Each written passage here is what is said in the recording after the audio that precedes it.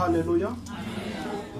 Okokuqala mandithabathe ithuba ndibulise kutata, ndibulise kumama, ndibulise abefundisi bonke, ndibabulise bonke abangcwele ngegama likaYesu. Amen.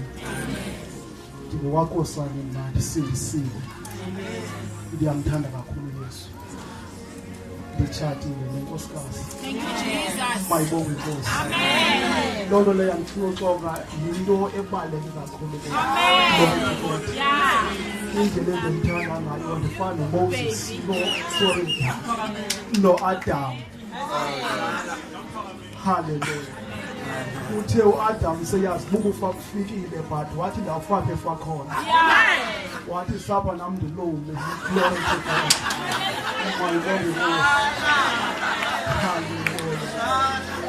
Singachithanga xesha bangcwele. Ndicela sifunde izwi likaThixo kwincwadi kaMarko chapter 15. Ndicela umntu ozamfunda yaqale kuverse 33 enze no-34. Hallelujah. Okwalo mzuzu sayikhandelayo bengicela umntu ozamhlabela ngolithisa ukuvila ukhala kwabalahlekileyo. Glory to God.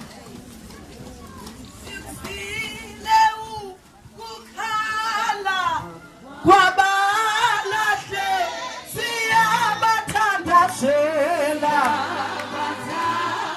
siyabathandazela, sifile ukukhala,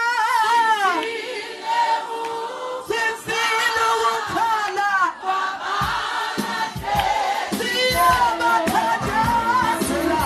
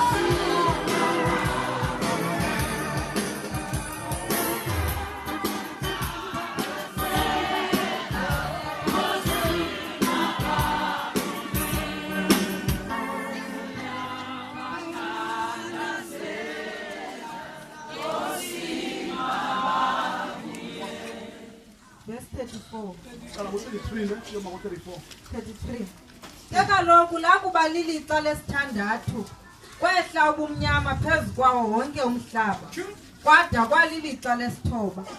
Ngalo ilixa lesithoba wadanduluka uYesu ngezwi elikhulu esithi, Eloyi, Eloyi, lama sabachthani. Oko kukuthi ngentetho evakalayo, Thixo wam, Thixo wam, undishiyelani na?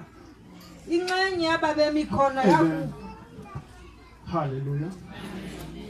Wathi Thixo wam undishiya ngani? Mayibonge Nkosi. Elizwi Yesu zange nje lisike lifike kuphanyazo. Glory to God. Elizwi Yesu licaphula kwincwadi kaDavide mu-22. Ingathi uDavide wayeseyitshilelwe already uba indlela zawushiywa ngayo uMesiya. Glory to God. Amen. As much as uDavide sithi ndake ndabamtsha ngoku ndimdala, kodwa zange ndalibona ilungisa lishiywa nguThixo. Mayibonge Inkosi. But siyambonga uSimakade uba unelungiselinye elake lashiywa ekuphela kwalo. Andisathu sokushiywa kwalo kwakulungisela ukuba mna nawe singaze sishiywe. Glory to God. Kuphela kwalungisela shiywayo eni. Mayibonge Inkosi. Uyabona xa iqalayo ngasentla abondijika-jika le nto yoba kuthiwa kwaye kwaba mnyama. Mayibonge Inkosi.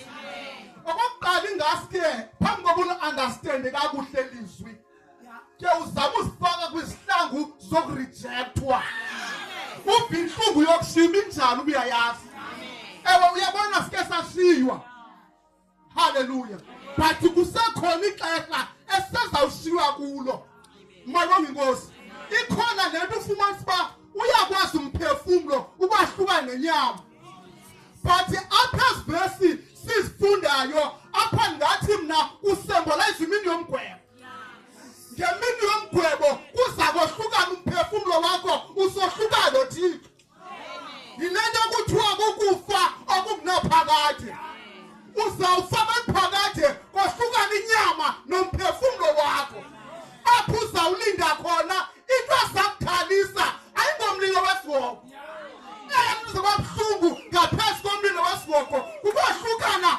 komphefumlo noThixo for good mabonga inkosi kuthiwa kwavele kwamnyama uthi qatha into ethethwa nguThixo ngenye imini emveni kokuba uFaro nenkali engafuni ukukhulula abantu bakaThixo uthi uThixo uMoses into uzomawuyenze uzukhombe ezulwini uthi uthela ukhomba uMoses kwehla isithoko sobumnyama athi uAmosi lo mbini leyo ilanga lawutshona emini glory to God so ngamanye amagama sifuna sivumelane kungathethwa ngobumnyama lixesha likaThixo haleluya xa uThixo azawudilishana nesono liyatshona ilanga mayibambe inkosi uyawumane ubona usithi into simnyama empilweni yakho uThixo wenza ngamabomo uzawudilishana nawe glory to God uyabona into enzekileyo apha nathi siqwalasele kakhulu hours intathu empilweni ngayo singale mini kuba the first 3 hours njengoba nje khona ngumdali isidalwa asidalileyo senze ukuthanda kwakhe enguThixo lento ingumntu iphakamisela isandla kuThixo sibetha kuThixo glory to sihlekisa ngaye simeza nokudlala siyamcicela uthi uyisana bemkhutshela ndevu abasithandi bayazitwitha uthi elinywe nomhlana glory to God inyama kaYesu uyayidinga isikhwangwana sihlabile sagqitha enyameni sagqitha emithanjeni sagqitha emathambeni sathwana nomthi glory to God but engakhale uyabona that the first 3 hours temkwaka uthi uyisaya njengemvu phambi kwabacebi bakhe but now kuthiwa nge-hour yesithandathu yomakwalethova latshona ilanga so ngamanye amagama he has suffered enough esandleni somntu now he is before God ngexesha kutshona ilanga ayisenanto yokwenza lo mntu because why umnqamleso ayonto yomntu esilwela kuThixo umnqamleso ngokaThixo esohlwayo unyana engahlwayo isolo sehlabathi abonga inkosi so ilamini attachment yena phambi kwaYesu mayibonga inkosi ilamini izawukwenzeka ofuna ukuguquka wawufika esihogweni ngoku basinika itaste uba sizawuba njani isihogo glory to God but umbuzo ezazibuza wona uba washiya izulu Yesu xa ifika emhlabeni wafike warejectwa ngulo muntu wezomhlangula kwaphela nosive emntwini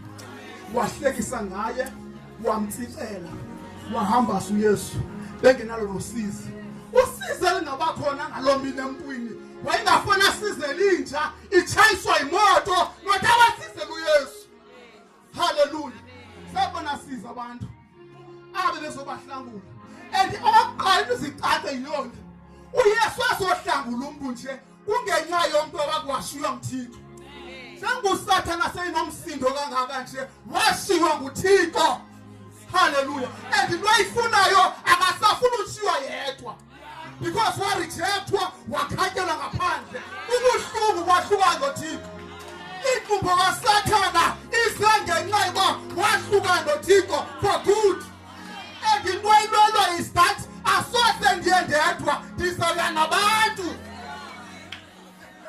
uYesu uzolungisa loo nto leyo ngokuba ndizawuya ngenxa yabo haleluya So le nto lena izonke kakuhle nguPetrosi uthi yena ngomzimba wakhe wasithwala isono sethu emthini khona ukuze mna nawe siphila kulungiseni.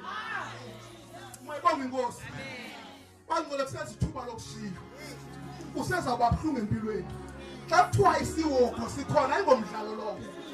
Le ntlungu ivongo Yesu ngoku uba uguquka usewela iphakade wawufika kwela cala.